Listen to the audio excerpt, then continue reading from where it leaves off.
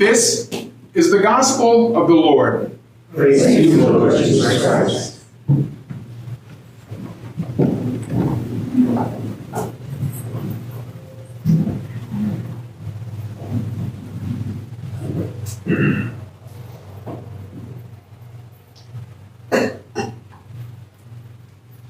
Welcome again. So good to see you here. I want to apologize, all right, for last week. All right, it was a very lengthy homily and it was a lengthy liturgy. All right, and I'm sure that Bill there. I wasn't here. Oh, you weren't. All right. Well, thank God you didn't see it. All right. I just, also, it was wonderful. And I think that David was great. All right. There are so many people have come up to me and told me that David had them in tears. All right. So that part was wonderful. The length of it was not. Okay. So I promise you that I'll make up for it today. Okay. You're on the clock. All right, so there's three things I want to talk about this morning. Fear, all right, dark night of the soul, and the aha moment. Let's start out with fear. All right, I know from looking at your faces that there are many people here who have gone through fear.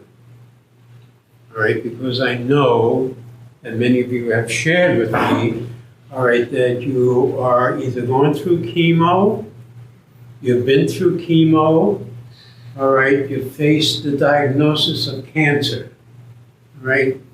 That's fear, all right? I don't think there's any greater fear than having that diagnosis.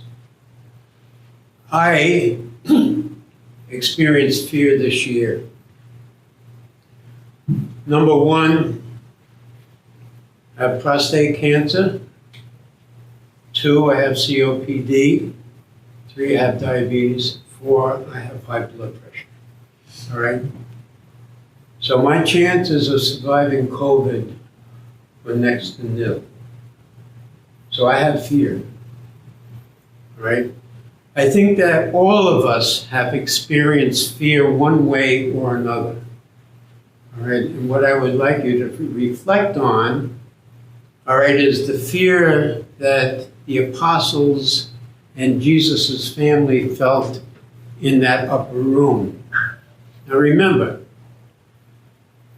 they were from Galilee. All right? They had the upper room for the Last Supper, and most likely they stayed in that upper room with the doors locked and the windows closed and shut, all right, for over 40 days, dealing with their fear. And in the midst, Jesus came to them several times, but he only stayed a while. They had that fear, and even seeing Jesus did not dispel that fear. Finally, Jesus gave his farewell discourse, and he said, I will not leave you orphans. I am going to send you the Spirit. I'm going to send you the Advocate, so that your fear will be dispelled. We go through a whole week. Jesus ascends. 10 days later, they're still in that upper room. Doors barred, windows closed and locked. They're still experiencing that fear. And yet, Luke tells us in the Acts, all right, that there was a great rush of wind, all right, there was a feeling, and there was a manifestation of the Spirit. All right? All of a sudden, that fear is gone. All right? All of a sudden, they can go out and they can preach, all right, knowing full well that they could suffer the same end that Jesus did on the cross. But yet, they could do it because of the Spirit. All right, the second thing I want to talk about is the dark night of the soul. Now, I've been through the dark night of the soul. Many of you probably have. Right? The mere fact that you're sitting here in Good Shepherd means that you have left someplace else. Another Catholic church, a Protestant church, another denomination. All right? What brought you here? Was it the fear that you weren't getting what you wanted out of the other church? That you came here? Or was it something else? Right, the dark night of the soul, which I've experienced, and I experienced it for over 30 years, but I'm in good company. All right? St. Teresa experienced it. St. John of the Cross experienced it. And I read somewhere that Mother Teresa spent most of her life in the dark night of the soul. The dark night of the soul is that when you cannot feel the presence of God, when you don't know if God even exists, and if he does exist, what does he mean to me? So that's the dark night of the soul. And I'm sure that many of you have experienced that, all right, when you've gotten your diagnosis of cancer, all right, and you've gotten a fear that you can't dispel, and you're saying, why me?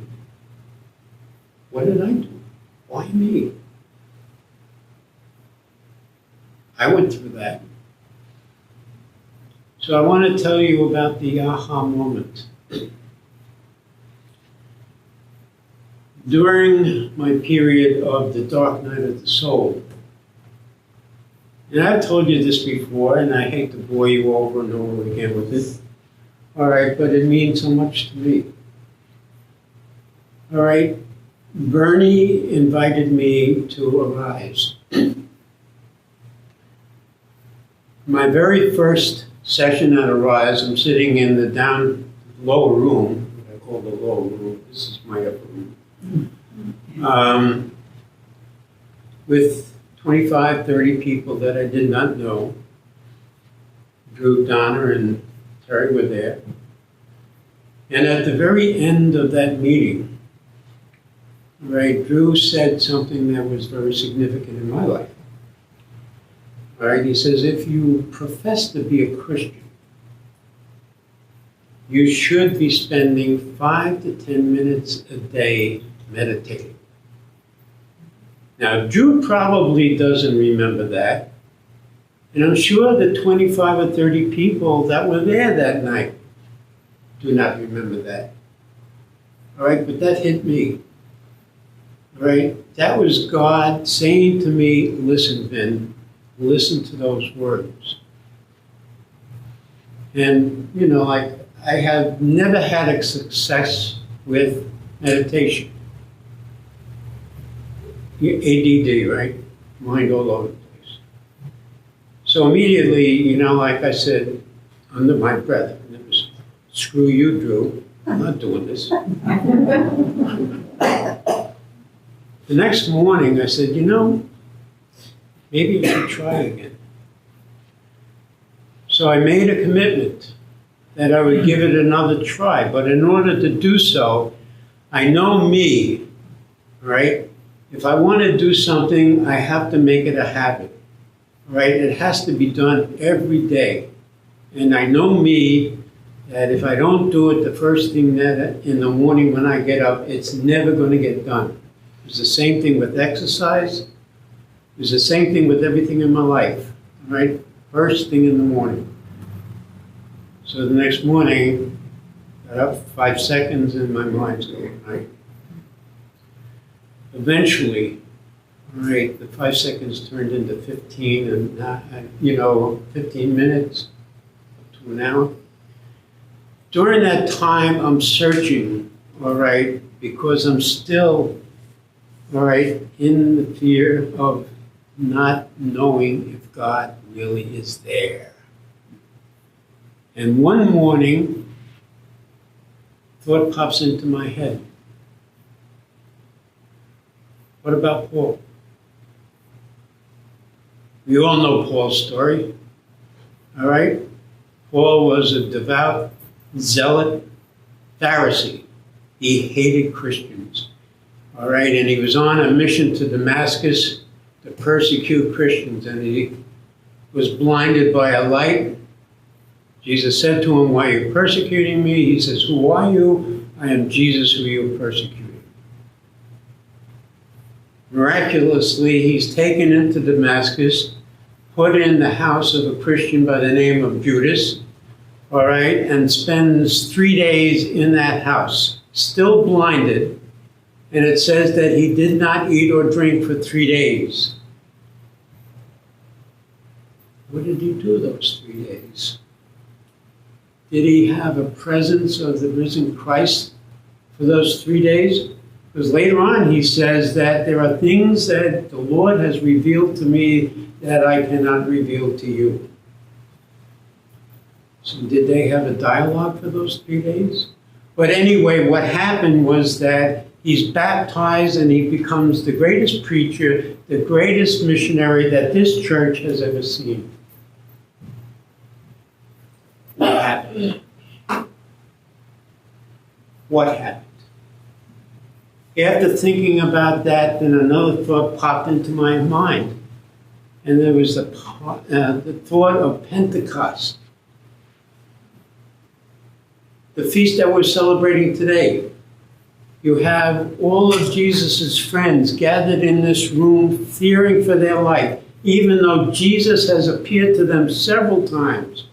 Jesus has promised that he would not leave them alone, and yet they were there.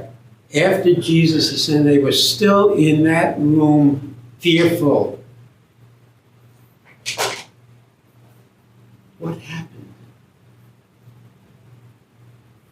We can't explain it, can we? But I mean, those two incidents were enough to make me start believing. All right? And if it wasn't for that, you know, and the help of some of my friends here, I would not be standing up here today. So what I'm trying to gently say is that we all face fear in our life. All right? Fear of disease, any number of fears. Fears for the safety of our kids. All right? The message is, all right, that we are not orphans. He is with us. All we have to do is find him in our hearts. My last thought. A couple of weeks ago, I explained to you one of my favorite pictures, right? It's the picture of Jesus standing at a door, knocking on the door. The door has no handles. No outward handles, okay? The Jesus is here. God is here. The Holy Spirit is here. All right, but they don't manifest themselves to you unless you open the door. Only you, only me can open that door. He can't enter where he's not welcomed. He's there. He's with us. All right? But it takes each and every one of us to open that door, just a crack. All right? And you'll fill the rest. Namaste.